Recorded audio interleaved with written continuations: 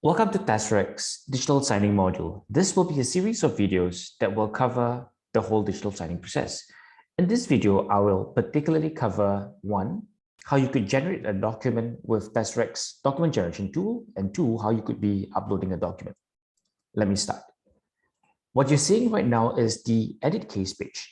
The edit case page, it allows for you to input data into the different fields that are made available, and you could be typing in anything that you want to. So I'm just going to give you an example.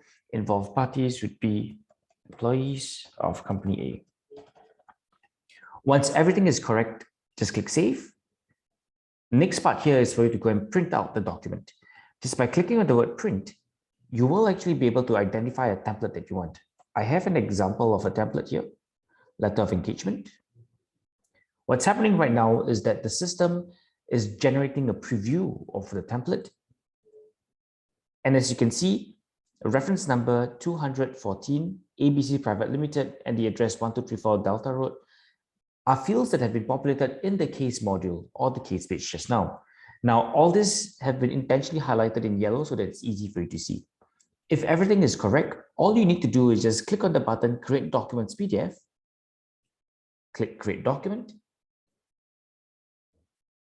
and you will be brought to the Edit Document page. At the Edit Document page, you will be able to further add any more details that you want to. This is the first way of creating a document. The second way of creating a document is by doing this. Go to the Documents page and click on New Document. All you need to do now is drag and drop a document that you have, as I'm doing so. You will be able to identify that the link, a document that has been uploaded, and there's a hyperlink here. Tag it to any cases that you have and click Save. It's as simple as that. In this video, I've showed you two ways of how you could actually prepare a document.